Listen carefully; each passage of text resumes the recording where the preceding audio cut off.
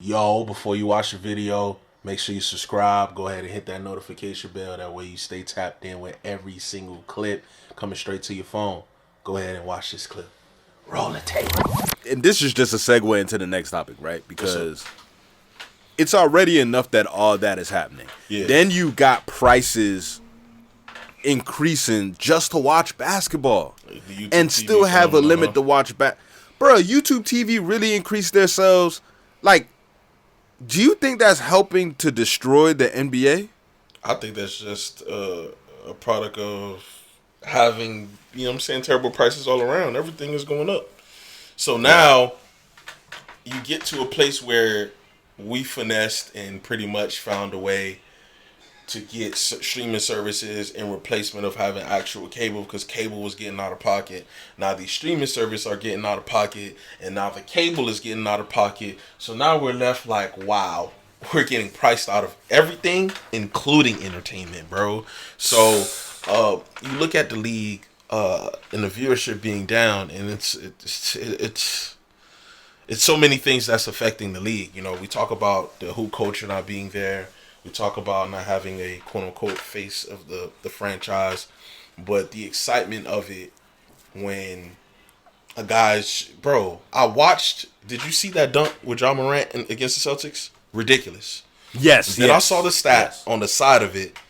Memphis Grizzlies shot 32 threes. The Celtics shot 56. Yes, I remember seeing that. 6 threes, bro. What they have some good to great shooters, right? I'm not discounting the Celtics, but the sheer number of watching people go up and down the court, take 3 dribbles from the half court and launch a 3, or run a pin down screen and pass it to them and they chuck a 3, and then we're watching the players get the offensive rebound to kick for another 3, and then we're watching a long rebound, and now the person who grabbed the rebound is trying to launch a 3. I get it. 3 is greater than 2, but no middies? We've gotten to a place where middies is absolute, and if you take a midi, your coach is liable to grab you from the game for you taking that midi. So now you're eliminating the creativity, because there's only a few ways you can shoot a 3, man. There's so many things that you can do as far as getting off in mid-range. You can try a floater. You can try an offhand sky hook. You can try a fadeaway. You can try a shimmy fadeaway. You can try an up and under. It unlocks your creativity as far as mid-range goes. That's why people get into that skill conversation. Every person that you can name is saying that they're one of the skilled to ever touch the court. They're extremely elite at the mid-range because it unlocks the creativity. You know what I'm saying? If I get you on the hezzy, it takes me one dribble to get to the bucket and slam on something. It's so many things that you could do. So the elimination of the mid-range and the uptick in threes when certain guys not even supposed to be taking threes, but because threes are greater than 2s and we've analytic our way out of the actual hoop culture, this is where we have it. You know what I'm saying? Like, if guys can't shoot a 3, you can't be out there. You know what I mean? No matter how tall you are, how good at other facets of the game you are, if you can't shoot a 3, they looking at you like you need to get in the lab, even if that's not what your game is predicated on. You know what I'm saying? Like what we was talking about with Giannis the other day. He's shooting terrible from 3. Terrible. But his mid-range got unlocked. And you see him having a little hezzy bop. And now his other stuff is unlocked. And now he's leading the league in scoring. And now he's shooting 60+%. And now it unlocks so much. Even just having a mid-range. And he's able to take that because he's Giannis. But the guy who's coming off the bench with a little bop, and he takes a midi, now he got to look at his coach like, damn, I'm running down the court I missed. I might not see the court for the rest of the game. Yeah, it might take me a few games before he have me out there because of the uptick in threes. So the viewership is tough. We're getting priced out, and the actual product ain't it, bro. Ain't it right now. Yeah, bro, and it's so much real estate on the court for players to take advantage of, especially in the playoffs, but just throughout the whole regular season. I mean, bro, there is, I've heard it plenty of times. Braun has said it. AD has said it. where they say, 20-point leads ain't nothing anymore. And it's obviously because the game is faster and they're just chucking threes. Right. So if you can make as many threes as possible, you can really, crunch down a 20-point lead to 6 in a matter of it just takes 7 threes. 3 possessions.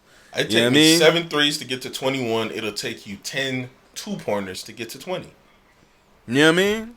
But that's the thing, though. You feel me? Like, one, as you said, it takes away the creativity. But then two, it simplifies your brain, where now you can't even think about the game as a puzzle piece. Nope. Like, now you got to think about the game as simply, you know what? I'm going to either drive, lay all the way to the cup, drive, kick, yep, or shoot the 3. Right. Your brain ain't even like, all right, well, I can do this and move here and do this and whatever, and then I can get to this spot. Yep. It's whack. I ain't gonna lie, it's whack, bruh. And it's not to just trash on taking threes. It's the mentality behind it. Right. But that's affecting everything because now the coaches, knowing this information, knowing that this is being forced down not from only them but from the front office down. They're getting these non-basketball people to make basketball decisions when they've never touched the court. They don't know what it's like when somebody cuts off from the 3-point line and they expect you to go right by them and then you could just pull up because that area, you're now making yourself a 2-level scorer instead of a 3-level scorer. And you're predictable at that point for the defense. So now I can switch off of you. You know what I'm saying? If you get by me on the closeout, you beat me off the closeout, I know I'm sprinting straight to the big man. I'm not even looking that way because I know you have to try to go for a layup. You can't one dribble pull up like Carmelo scored 20,000 points off. You can't, jab step pull up like Kobe used to do. You're not doing that. You know what I'm saying? And because people upstairs said that's inefficient basketball and they're using numbers to, put into the game where, come on, dog, mid-range made legends game. Mid-range really made legends, and we're seeing it being taken away from our very eyes. It's only a few people keeping it alive, and even those people, they get bagged on. Niggas really forced DeRozan to take more threes when he is a supreme master. Crazy. Supreme master. That's crazy. They really bullied him into doing that, and I watched it. And this is another 20,000 point scorer that people are unaware of. Man, I'm looking at his stats. Shout out my boy Nate from LTD. Because he said something that had your boy thinking. He said, man, DeRozan low-key had a better career than PG. And I'm the PG hater. You know me. I'm like, hold on. You wrong, brother. Because PG, defense is like that. Offense ain't, you know what I'm saying? Offense is like that. He's a good playmaker. What are you talking about? And he proceeds to drop stats. I'm like, damn, he might have cooked right there, bro. And I'm he talking about statistically a better career. Yeah, I got you. And I'm like, damn, niggas really they really ran DeRozan to the 3-point line, bro. We know you as being a supreme mid-range specialist, bro. Why would you cripple somebody's superpower, bro? You're not about to tell Superman he can't fly. You're not about to tell Batman he can't be rich no more. So why would you try to do that to these players where they got their entire superpower and name from in the name of analytics? Doesn't make any sense. Yeah, it doesn't make any sense, dog. And neither do these prices. I ain't even gonna lie. Like, these prices are ridiculous. I can't even watch Miami Heat basketball on League Pass, and I have League Pass. I can't even watch Heat basketball because they got it blacked out for whatever reason. I'm sure it's because of partnerships for the whole season, right? It's 200. Yeah, yeah, just about, yeah, bro, just about.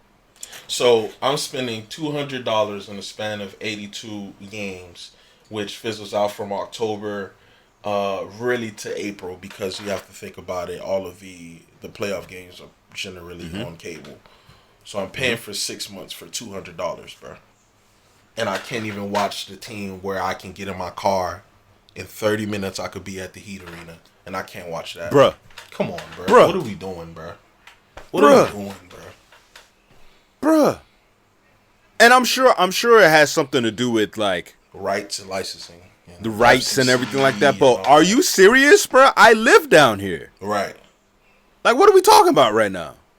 I never understood it. I still don't get it. And now it's just monopolizing cable and league pass, and now I have to spend another couple $100 to get cable to watch Heat games, and now I'm spending unnecessary money in which the vast majority of America doesn't have, with the price surges of a lot of things and jobs not hiring. It's a whole nother bag, but basically we're being priced out on the product. Our children are being priced out with AAU. We're being priced out from even watching it, even if we're in the same city.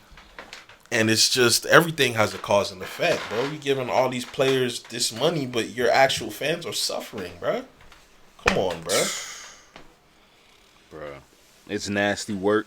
I ain't gonna lie to you. Extremely. And at this point, I'm about to just be like, dog, like, I'm about to start meth streaming it up. Like, y'all tripping right now. Allegedly, NSA agent. I don't know what he's talking about. We don't know. No black Teslas, no black Suburban. I don't care what you pull up in. No black SUVs. This is called black SUVs.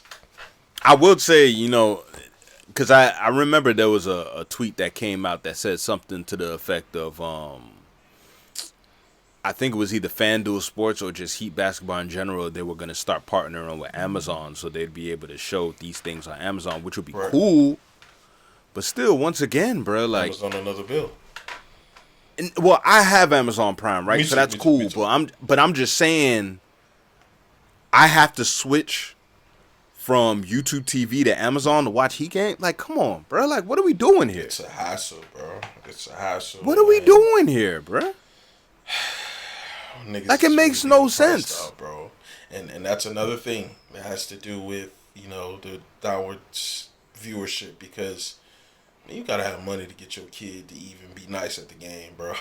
So that's a whole nother conversation. You know what I'm saying? So we're low key being priced out at every single level, and with that comes the removing of grit.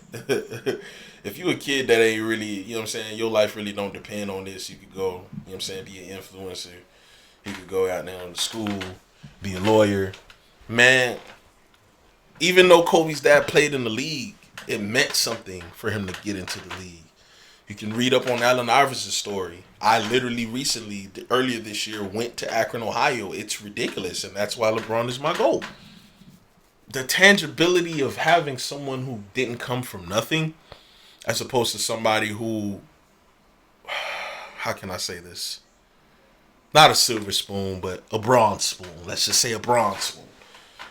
It's a spoon. Some of these kids didn't have spoons at all. You know what I'm saying? So the removal of that and the pricing of it, it removes a certain type of brand of basketball that attracts, that attracts people to the product. So y'all got, and not even just the spoon too, right? Like, because I remember Isaiah Thomas said this before.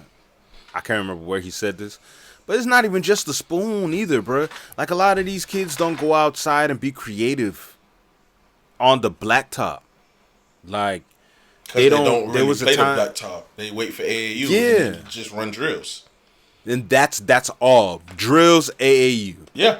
You know what I mean? So everybody is learning the same exact stuff, doing the same exact stuff. Right. Instead of, it's just you, the basket, and the ball. Right. And you go out and you do things. Right. Like, I remember being legit, actually, I would use a basketball, a coconut, a tennis ball, a soccer ball, a bouncy dodgeball, whatever, and just be outside doing crossover moves, working on my driving on both hands, laying up, all this. Like, that really was a thing. If you outside by yourself on a hoop, no matter what hoop it is, whether it's a crate, whatever, it don't matter. You just out there just being creative. You're in your brain now, coming up with all this other stuff. You're imagining an opponent in front of you on some like Mike stuff. Like, God.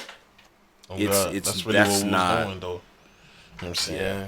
It's just that's not existing anymore. Clearly, no, it's sad to see, bro. Hey, you and drills. Yeah.